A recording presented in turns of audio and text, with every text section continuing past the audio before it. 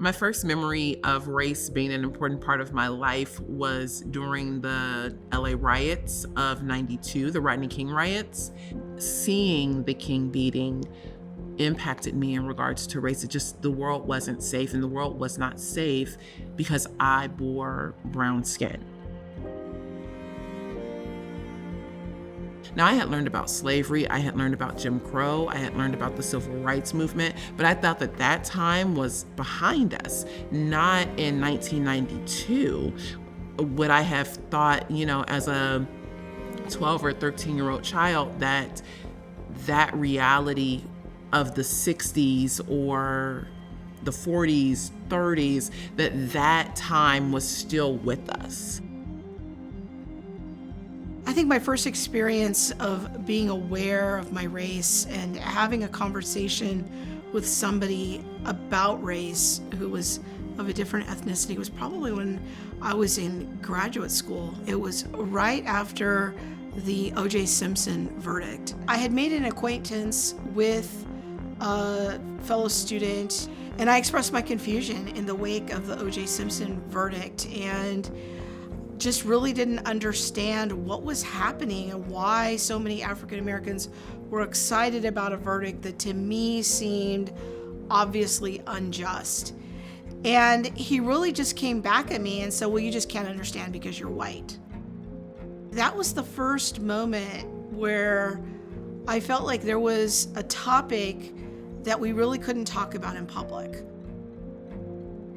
So I go to Biola in 2001, and by this time, CRT, or critical race theory, is an actual, full-orbed framework. I had never heard the name critical race theory before, but I understood all of its tenets. Racism is everywhere, or that it's endemic into the fabric of America, that America's been racist from the beginning and that it'll always be racist. I wasn't needing to be convinced of critical race theory. It was something that I already understood. I was speaking up in Northern California at a church and telling them about the work that I was doing in South Africa. And someone actually shared what I was talking about on Facebook. And Krista saw this stream of me speaking. And so she put on Facebook, hey, I would like to have more conversations with you. When Monique and I first started talking, we talked a lot on Zoom and on Facebook Messenger, and we would send each other little short videos of us responding to each other and that sort of a thing, because she was in Africa and I was here in Southern California. I thought she was unique. I thought she was a bit quirky. I thought she was very serious. She really loved people and that she really loved God. Now, I also thought she was white. And so that also meant that she was probably Republican, voted for Trump, and had no idea about social justice. Right away, she wanted to jump into very controversial topics. I remember very early on in our friendship, like we had probably known each other 10 minutes, and she wanted to know who I voted for in the last election and what my political alignments were. But that's really a lot to have a conversation about when you're 10,000 miles away. So I came home in June of 2018, and she picked me up from the airport. We went to dinner, and everything was fine. When we met that June the 3rd, the Lord just bonded us right from the beginning. Unfortunately, just a few days after meeting her face to face, she had to make an emergency transition off the mission field. When it was determined, because of a few different causes, that I was not going to go back to South Africa, Krista and her husband gave me an invitation to move into their house for 3 months.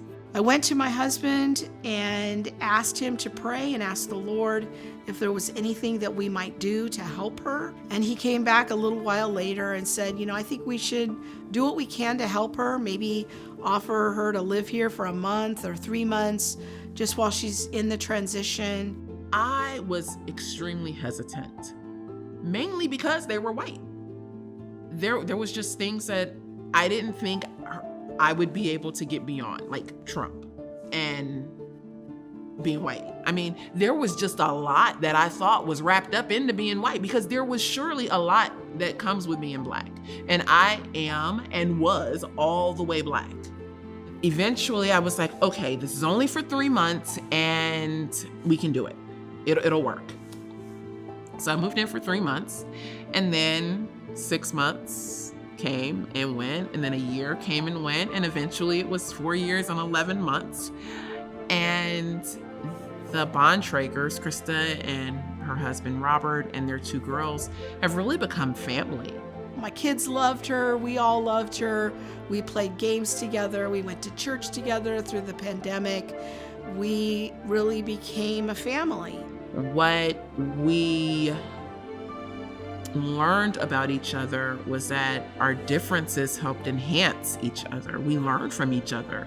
We were able to grow with each other, and there were differences. We started going on a lot of walks together, and we would walk in the morning and the evening, and sometimes she would come meet me on my lunch hour, and we would take a quick walk during my lunch. And in those walks, we would just talk about anything and everything. But I specifically like to talk about race and justice issues. Krista specifically liked to talk about theology. And that's where a lot of our struggles first ensued. We definitely came into those conversations from 2 very different points of view. I made the assumption that because we were both graduates from Biola University and we had both taken 30 units of Bible, that we kind of saw the world the same way. What I didn't understand was how influenced Monique was by progressive ideas. When we would talk about, well, what is race, or what is racism, we had 2 very different positions. She would say things like, well, I'm not even sure race is a category or something that is talked about in scripture. And I'm like, hello, I'm Black. Like, are you thinking that I don't have any kind of, context to scripture, or that scripture isn't for me as well? What is that actually saying? Or is that position simply because you're white? That didn't go so well. Probably one of the worst fights that I remember, we were both sitting in my car in the driveway, and I remember just through my ugly crying and all the tears telling her, in your mind, I am always going to be a racist, aren't I? It's never going to be enough for you because I'm always going to be white, and there's nothing I can do to stop being white. What the conversation sparked in me, I do remember the feeling, is that you just don't see us. You just don't see Black people. You don't know our pain. You don't know our story. Where Krista was wanting a God-centered way of thinking about the world, I wanted a Black-centered way of thinking about the world. And I was always offering a very Black-centric way of viewing the scriptures, of having conversations. And she wanted to have a very God-centered way of viewing the scriptures and viewing the world. I truly believed that the Lord had a plan. He had brought us together. And my job in that moment was to keep walking and to persevere. We had a commitment to one another that no matter what happened, we were going to persevere, and we were not going to allow our tough conversations on race to demolish our friendship. Some days, instead of having a fight, we said, let's not talk about race today. Let's go to the beach. Let's go make a happy memory together. And we really cherished those times. We couldn't make the friendship become so about race that there was nothing left of us. The friendship had to be bigger than the conversation. And I'm grateful for all of the fun memories we've made together, because we've had some shenanigans together.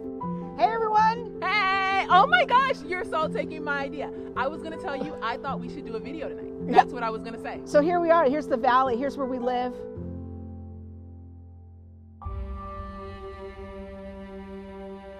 Once she started seeing the real impact that some of these policies and procedures and the outcome of this framework had on real people that she loved and cared about, that really started changing her mind. I love being Black. Let me just go ahead and put that out there right now. So in case anybody has any questions to my authenticity of my Blackness, let me let you know straight out. There is nothing better in my world than the melanin that I get to wear every day, except for being a Christian. And that's why I choose to speak out against critical race theory, because it brings divisiveness. We are more than that. We are more than oppressed and oppressors. Through the work of Christ on the cross, we are brothers and sisters if you are in Christ, if that is the framework that you choose to live your life from. How we treat humans is what needs to be defended, not how we treat Blacks and how we treat whites. How do we treat humanity? I do believe that there is something greater than being woke. And that is the truth of the gospel of Jesus Christ. The backlash that she got as a result of that video from her friends, some of her Black friends in particular who had known her for 2 decades, suddenly they stopped interacting with her. That was the point I felt that I couldn't go back. I knew enough about the scripture and I knew enough about the ideology that I could see that they didn't mix, and that at some point I was going to have to make a choice.